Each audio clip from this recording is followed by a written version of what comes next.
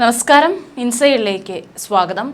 നിരീശ്വരവാദിയായ സഖാവ് AKGയുടെ പേരിലുള്ളതും CPM സംസ്ഥാന കമ്മിറ്റിയുടെ ഓഫീസുമായ AKG സെന്ററിന്റെ പുതിയ മന്ദിരം ഉദ്ഘാടനം ചെയ്യുന്നത് ഏപ്രിൽ 23-ന്. ഈ ദിവസത്തിന്റെ പ്രത്യേകത എന്താണ്? ഏപ്രിൽ 23-നാണ് പത്തായമുദയം. ഹൈന്ദവ ആചാരപ്രകാരം ശുഭകാര്യങ്ങൾക്ക് പത്താമുദയത്തേക്കാൾ ശ്രേഷ്ഠം മറ്റൊന്നുമില്ല. കേരളത്തിൽ ഏറ്റവും അധികം വീട് പാലുകാച്ചലുകൾ നടത്തുന്നതും പത്താമുദയ ദിവസമാണ്. കാവി നിറത്തിൽ പെയിന്റ് ചെയ്ത കെട്ടിടത്തിന്റെ ഉദ്ഘാടനത്തിന് പത്താമുദയം തിരഞ്ഞെടുത്തതോടെ CPIM മാലയിട്ട് കെട്ടുകെട്ടി ശബരിമല ദർശനം നടത്തുമെന്ന് ഉറപ്പായി. അത്രമേൽ വിശ്വാസമാണ് സഖാക്കൾക്ക് ഇപ്പോൾ ഹിന്ദു മതത്തിലുണ്ടായിരിക്കുന്നത്. AKG സെന്റർ ഏപ്രിൽ 23-ന് വൈകിട്ട് മുഖ്യമന്ത്രി പിണറായി വിജയൻ ഉദ്ഘാടനം ചെയ്യുമെന്ന് സംസ്ഥാന സെക്രട്ടറി MV ഗോവിന്ദൻ വാർത്താ സമ്മേളനത്തിൽ അറിയിച്ചു. പാളയത്ത് ഇപ്പോൾ സംസ്ഥാന കമ്മിറ്റി ഓഫീസ് പ്രവർത്തിക്കുന്ന AKG പഠന ഗവേഷണ കേന്ദ്രത്തിന് സമീപം ഡോക്ടർ NS വാര്യർ റോഡിലാണ് 9 നിലകളിലും 2 സെല്ലാർ പാർക്കിങ്ങുകളുമുള്ള പുതിയ മന്ദിരം. സംസ്ഥാന കമ്മിറ്റി ഓഫീസ് യോഗം ചേരാനും വാർത്താ സമ്മേളനത്തിനുമുള്ള പ്രത്യേക ഹാളുകൾ, സെക്രട്ടേറിയറ്റ് യോഗം ചേരാനുള്ള മുറി, സെക്രട്ടേറിയറ്റ് അംഗങ്ങൾക്കും PB അംഗങ്ങൾക്കുമുള്ള ഓഫീസ് സൗകര്യങ്ങൾ, അത്യാവശ്യത്തിന് താമസ സൗകര്യം എന്നിവയാണ് മന്ദിരത്തിലുള്ളത്. നഗരസഭ, ഫയർ, മലിനീകരണ നിയന്ത്രണ board, airport authority, mining and geology, electrical inspectorate തുടങ്ങിയ നിയമപരമായ എല്ലാ അംഗീകാരങ്ങളും നേടിയാണ് നിർമ്മാണം. വാസ്തുശില്പി N മഹേഷാണ് 60,000 ചതുരശ്ര അടി വിസ്തീർണമുള്ള കെട്ടിടം രൂപകൽപ്പന ചെയ്തത്. അവസാനവട്ട ജോലികൾ പുരോഗമിക്കുകയാണ്. ഏറ്റവും മികച്ച ലൈബ്രറിയുള്ള AKG പഠന ഗവേഷണ കേന്ദ്രം പൂർണ്ണമായും ഗവേഷണ പ്രവർത്തനങ്ങൾക്കായി ഉപയോഗിക്കുമെന്നും അദ്ദേഹം പറഞ്ഞു. എന്താണ് AKG പഠന ഗവേഷണ കേന്ദ്രം? ഇത് CPM എന്ന സംഘടനയുടെ പാർട്ടി ഓഫീസ് മാത്രമല്ല, ഒരു കാലത്ത് കേരളത്തിൽ നടന്ന നവചിന്താ പഠനങ്ങൾക്കൊക്കെ സാക്ഷിയായ കെട്ടിടമാണിത്. AKG സെന്റർ വെറും ഒരു പേരല്ല, അതൊരു സംസ്കാരമാണ്. അവിടെയാണ് പത്താമുദയത്തിൽ പാലുകാച്ച് നടക്കുന്നത്. പ്രമുഖ ചിന്തകനായിരുന്ന M കുഞ്ഞാമൻ AKG സെന്ററിനെ കുറിച്ച് ഒരിക്കൽ എഴുതിയത് ഇങ്ങനെയാണ്: കേരള യൂണിവേഴ്സിറ്റിയിൽ അധ്യാപകനായി തിരുവനന്തപുരത്ത് കഴിയുന്ന കാലം ഞാൻ ഓർക്കുകയാണ്. അക്കാലത്ത് ഞാൻ AKG സെന്റർ എന്ന യൂണിവേഴ്സിറ്റിയിൽ പഠിക്കുകയും കേരള യൂണിവേഴ്സിറ്റിയിൽ പഠിപ്പിക്കുകയുമായിരുന്നുവെന്ന് മുമ്പ് എഴുതിയിട്ടുണ്ട്. അത് വളരെ ആത്മാർത്ഥമായി പറഞ്ഞ കാര്യമാണ്.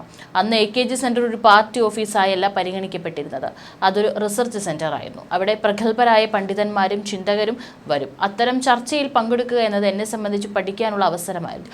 ഓരോ കാര്യങ്ങളെയും വിശകലനാത്മകമായും വിമർശനാത്മകമായും എങ്ങനെ സമീപിക്കണം, ഇത്തരത്തിലൊരു പഠനക്കളരിയാണ് ഞാൻ അതിനെ കണ്ടിരുന്നത്.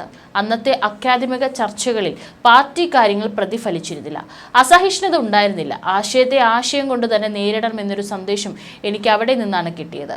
വളരെ ഉയർന്ന തലത്തിലുള്ള ഒരു സ്പേസ് എനിക്ക് അവിടെ ലഭിച്ചിരുന്നു. വളരെ ഉയർന്ന തലത്തിൽ അഭിപ്രായങ്ങൾ പറയാൻ അവസരം കിട്ടി. സമൂഹത്തിൽ ഒരു പദവി കിട്ടുക എന്നത് വലിയ കാര്യമായി താൻ കാണുന്നില്ല. പകരം പഠിക്കാനും ചിന്തിക്കാനും നമ്മളെയും സമൂഹത്തെയും മനസ്സിലാക്കാനും ഒരവസരം കിട്ടുന്നു എന്നതാണ് പ്രധാനം. സാമൂഹിക ശാസ്ത്രപരമായ സമീപനത്തിൻ്റെ അന്തസത്ത അതാണ്. അതിനുള്ള സ്പേസ് അവിടെ ഉണ്ടായിരുന്നു. Kerala state planning board vice chairman doctor Prabhat Patnaik ചെയർമാനായി രൂപീകരിച്ച commission for restructuring higher education എന്ന സമിതിയിൽ ഡോക്ടർ മൈക്കൽ തരകനും ഞാനുമൊക്കെ അംഗങ്ങളായിരുന്നു കാര്യം ഇപ്പോൾ ഓർക്കുന്നു. ഇവിടെയാണ് പത്താമുദയത്തിൽ പാലുകാച്ചൽ നടക്കുന്നത്. സർവ്വകാര്യങ്ങൾക്കും ശുഭകരമായ ഈ ഒരു ദിവസം സൂര്യോദയത്തിന് മുൻപേ ദീപം കാണുകയും കന്നുകാലികളെയും ദീപം കാണിച്ച് ഭക്ഷണം കൊടുക്കുകയും ചെയ്യുന്നു. നിത്യപൂജയില്ലാത്ത കാവുകളിലും ഈ ദിവസം പൂജകൾ നടത്തും. വീട് പാലുകാച്ചലിന് ഈ ദിനം ഉത്തമമാണ്. ഏപ്രിൽ 23-നാണ് ഈ വർഷത്തെ പത്താമുദയം. മേടം 10-ാം തീയതിയാണ് പത്താമുദയം. അന്ന് സൂര്യൻ ഉച്ചത്തിലാണ് എന്നതാണ് പ്രത്യേകത. അഥവാ സൂര്യൻ ഏറ്റവും ബലവാനായി വരുന്നത് ഈ ദിവസമാണ്. കൃഷിക്കാർക്ക് പ്രധാനപ്പെട്ട ഒരു ദിവസമാണിത്. പകൽ വാഴും പൊന്നും തമ്പുരാൻ ഏറ്റവും കരുത്തോടെ കത്തിജ്വലിച്ചു നിൽക്കുന്ന ദിവസം. ഇതിന് വിപരീതമാണ് സൂര്യൻ നീചനാകുന്നത് തുലാം 10. വിഷു ദിവസം പാടത്ത് കൃഷി ആരംഭിക്കും. പാടത്ത് ചാല് കീറലാണ് ആദ്യം ചെയ്യുക. എന്നാൽ വിത്ത് വിതയ്ക്കാനും തെങ്ങ് നടാനും ഒക്കെ തിരഞ്ഞെടുക്കുന്നത് പത്താമുദയ ദിവസമാണ്. ഈ ദിവസമായാൽ മറ്റൊന്നും നോക്കേണ്ടതില്ല എന്നാണ് വിശ്വാസം. ഏത് ശുഭകാര്യവും തുടങ്ങാനും ഉത്തമമാണ്. സൂര്യാരാധനയുടെ ഭാഗമായി വെള്ളിമുറം കാണിക്കൽ എന്നൊരു ചടങ്ങ് മുമ്പുണ്ടായിരുന്നു. ഉണക്കലരി പൊടിച്ച് മുറത്തിലാക്കി സൂര്യന് ഉദയത്തിന് കാണിക്കും. പിന്നീട് ഈ അരിപ്പൊടി പലഹാരമാക്കി കഴിക്കും. മുഹൂർത്തമില്ലാത്തതിനാൽ നടക്കാതെ പോയ പല കാര്യങ്ങളും മാറ്റിവെച്ചവയും എല്ലാം മുഹൂർത്തം നോക്കാതെ പത്താമുദയ ദിവസം നടത്താം. മലബാറിൽ കാലിച്ചാൻ തെയ്യത്തെയും കൊണ്ട് വീട്ടുകാർ കയറിയിറങ്ങി അനുഗ്രഹം നൽകുന്നതും ഇതേ ദിവസമാണ്. അതിനാൽ AKG സെന്റർ ഉദ്ഘാടനത്തിന് മുഹൂർത്തം നോക്കേണ്ടതില്ല. തൊടികൊട്ടിന്റെ അകമ്പടിയിൽ തെയ്യം വീടിന്റെ കോണിക്കിൽ നിന്ന് ഈണത്തിൽ പാടുകയും തിരിയോല തലപ്പൂ കൊണ്ട് അനുഗ്രഹം ചുരിയുകയും ചെയ്യും. വയനാട്ടിലെ കുറിച്ചി വിഭാഗത്തിൽപ്പെട്ടവർ ആയോധന കലാപ്രദർശനവും ഈ ദിവസം നടത്തിപ്പോരുന്നു. മഴക്കാർ മൂടാത്ത പത്താമുദയമാണ് നാടിനും വീടിനും സമ്പൽ സമൃദ്ധി നൽകുക. ഇതെല്ലാമാണ് പത്താമുദയത്തിന്റെ ഐതിഹ്യം. കഴിഞ്ഞ കുറച്ചു വർഷങ്ങളായി മുഖ്യമന്ത്രി വിശ്വാസികൾക്കൊപ്പമാണ്. മുഖ്യമന്ത്രിയുടെ ഭാര്യയും മകളും തഞ്ചാവൂരിലെത്തിയതും ഇതിന്റെ ഭാഗമാണ്. വിശ്വാസ സംബന്ധമായ വിഷയങ്ങളിൽ പരാമർശങ്ങൾ ജാഗ്രതയോടെ വേണമെന്ന് മുഖ്യമന്ത്രി പിണറായി വിജയൻ ഒടുവിൽ പറഞ്ഞത് സ്പീക്കർ ഷംസീറിനോടാണ്. LDF പാർലമെന്ററി പാർട്ടി യോഗത്തിലാണ് മിത്ത് വിവാദം പരാമർശിക്കാതെ മുഖ്യമന്ത്രി നിലപാട് വ്യക്തമാക്കിയത്. ധാരാളം വിശ്വാസികൾ LDFനൊപ്പമുണ്ട്. പരാമർശങ്ങൾ ദുർവ്യാഖ്യാനം ചെയ്യപ്പെടുമെന്നും മുഖ്യമന്ത്രി മുന്നറിയിപ്പ് നൽകി. മിത്ത് വിവാദത്തിൽ അതുവരെ മുഖ്യമന്ത്രി പരസ്യ പ്രതികരണം നടത്തിയിട്ടില്ല. ഷംസീറിന്റെ ഗണപതി വിവാദത്തിലായിരുന്നു മുഖ്യമന്ത്രിയുടെ പ്രതികരണം. സഖാവ് നരബലി നടത്തിയിട്ടും അന്ധവിശ്വാസ നിരോധന നിയമം നടപ്പിലാക്കേണ്ടതില്ലെന്ന തീരുമാനത്തിൽ മുഖ്യമന്ത്രി പിണറായി വിജയൻ ഉറച്ചു നിന്നതും ഏതാനും വർഷം മുമ്പാണ്. വിദേശ സന്ദർശനത്തിലുള്ള മുഖ്യമന്ത്രിയുമായി സർക്കാർ ഉന്നതർ ഇക്കാര്യത്തിൽ ആശയവിനിമയം നടത്തിയെങ്കിലും ഇത്തരം നിയമങ്ങൾ നടപ്പാക്കിയാൽ തങ്ങളുടെ പ്രവർത്തകർ BJP കോട്ടയിലെത്തുമെന്ന് പിണറായി പറഞ്ഞു. അതിനാൽ നിരോധന നിയമം വേണ്ടെന്നാണ് മുഖ്യമന്ത്രിയുടെ മനസ്സിലിരിപ്പ്. CPMലെ പ്രമുഖ നേതാക്കളും പ്രവർത്തകരും മന്ത്രിമാരും ഈശ്വര വിശ്വാസികളായി മാറിക്കൊണ്ടിരിക്കുകയാണെന്നും ഇതിന് പാർട്ടി തടസ്സം നിൽക്കേണ്ടതില്ലെന്നും പാർട്ടി ഔദ്യോഗിക തലത്തിൽ തീരുമാനം എടുത്തിരുന്നു. AKG സെന്ററിൽ ദോഷങ്ങൾ തീരാൻ ഗണപതി ഹോമവും ഭഗവതി സേവയും വരെ നടത്താൻ CPM ഒരുക്കമാണ്. മുഖ്യമന്ത്രിയുടെ ഭാര്യയും മക്കളും വിശ്വാസികളാണെന്നും പറയുന്നു. മുഖ്യമന്ത്രിയുടെ പേരിൽ വരെ അദ്ദേഹത്തിന്റെ ചില അഭ്യുദയ കക്ഷികൾ പ്രമുഖ ക്ഷേത്രങ്ങളിൽ പൂജകൾ കഴിക്കാറുണ്ടെന്നാണ് ചില CPM നേതാക്കൾ പറയുന്നത്. മുൻ മുഖ്യമന്ത്രി EK നായനാരുടെ ഭാര്യ ഗുരുവായൂർ സന്ദർശിക്കുമായിരുന്നു. കോടിയേരിയുടെ പേരിൽ കാടാമ്പുഴയിൽ നടന്ന പൂമൂടൽ വലിയ വിവാദമായിരുന്നു. ശബരിമലയിൽ യുവതികളെ കയറ്റിയതിൽ മുഖ്യമന്ത്രിക്ക് വേണ്ടി ശബരിമലയിൽ തന്നെ പ്രായശ്ചിത്തം ചെയ്തെന്ന് പറയുന്ന CPM നേതാക്കളുണ്ട്. മുഖ്യമന്ത്രിക്ക് ബ്രാഹ്മണ ശാപമുണ്ടെന്നും അതിനെ പ്രതിരോധിക്കാൻ വേണ്ടിയാണ് ക്ലിഫ് ഹൗസിൽ പശുത്തൊഴുത്ത് നിർമ്മിച്ചതെന്നും കരുതുന്നവർ നിരവധിയാണ്. ഒരു ജ്യോതിഷിയുടെ നിർദ്ദേശാനുസരണമാണ് തൊഴുത്ത് നിർമ്മാണം നടന്നതെന്നും ആരോപണമുണ്ട്. അയ്യപ്പ കോപം തീർക്കാനായി ഔദ്യോഗിക കാരണനിറം മുഖ്യമന്ത്രി കറുപ്പാക്കി. എന്നിട്ടും അയ്യപ്പൻ പണി കൊടുത്തുവെന്ന് വിശ്വാസികൾ പറയുന്നു. 2024 ശേഷം പിണറായി വിജയന്റെ സമയം മോശമാകുമെന്ന ജ്യോതിഷികളുടെ പ്രവചനം സത്യമാകുമോ എന്ന സംശയത്തിലാണ് കേരളം. ഇതിനെതിരെയും അദ്ദേഹത്തിന്റെ അഭ്യുദയകാംക്ഷികൾ പരിഹാരം ചെയ്യാറുണ്ടത്രേ.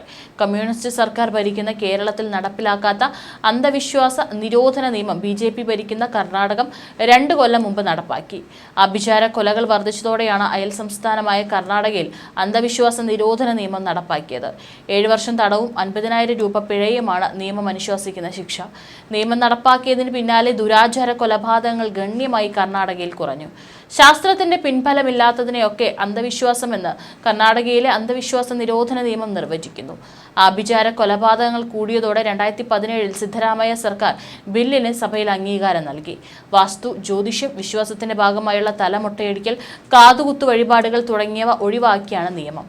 7 വർഷം തടവും 50,000 രൂപ പിഴയും നിയമം നടപ്പാക്കിയതോടെ ആഭിചാര കൊലകൾക്ക് ഒപ്പം മടേ സ്നാന പോലുള്ള ആചാരങ്ങൾക്കും ഒരു പരിധിവരെ തടയിടാനായി. സംസ്ഥാനത്ത് അന്ധവിശ്വാസങ്ങളും അനാചാരങ്ങളും തടയാൻ നിയമനിർമ്മാണം നടത്തുമെന്ന സർക്കാർ വാഗ്ദാനം പാതി വഴിയിലായിട്ട് വർഷങ്ങളായി. അന്ധവിശ്വാസത്തിന്റെ പേരിൽ ശരീരത്തിന് ആപത്തുണ്ടാക്കുന്ന ആചാരങ്ങളെല്ലാം കുറ്റകൃത്യമാക്കി നിയമപരിഷ്കാര കമ്മീഷൻ സമഗ്ര റിപ്പോർട്ട് 1 വർഷം മുമ്പാണ് സർക്കാരിന് സമർപ്പിച്ചത്. നിയമവകുപ്പ് തയ്യാറാക്കിയ കരട് ബില്ല് ആഭ്യന്തര വകുപ്പിന്റെ പരിഗണന കാത്തിരിക്കുകയാണ്.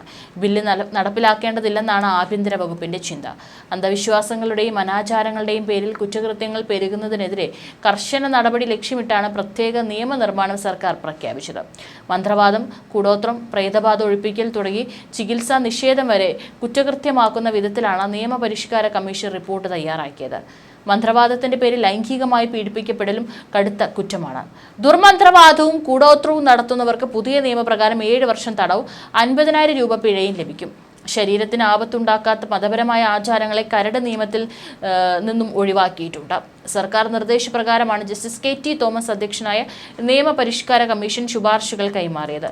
Kerala prevention and eradication of inhuman evil practices, sorcery and black magic bill എന്ന് പേരിട്ട നിയമ വകുപ്പ് കൈമാറിയ കരട് കഴിഞ്ഞ കുറേ വർഷങ്ങളായ ആഭ്യന്തര വകുപ്പിന്റെ പരിഗണനയിലിരിക്കുകയാണ്. വിപുലമായ അഭിപ്രായ ശേഖരണം നടത്തിയ ശേഷം നിയമനിർമ്മാണത്തിലേക്ക് കടക്കാനാകൂ എന്നാണ് സർക്കാർ പറയുന്നത്. സമാന ആവശ്യത്തിൽ 2 സ്വകാര്യ ബില്ലുകൾ നിയമസഭയിൽ വന്നെങ്കിലും സമഗ്ര നിയമം പരിഗണനയിലെന്ന് പറഞ്ഞ് സർക്കാർ തള്ളുകയായിരുന്നു. മഹാരാഷ്ട്രയിലും കർണാടകയിലുമുള്ള നിയമത്തിന്റെ മാതൃകയിലായിരുന്നു നിയമപരിഷ്കാര കമ്മീഷൻ ശുപാർശ നൽകിയത്.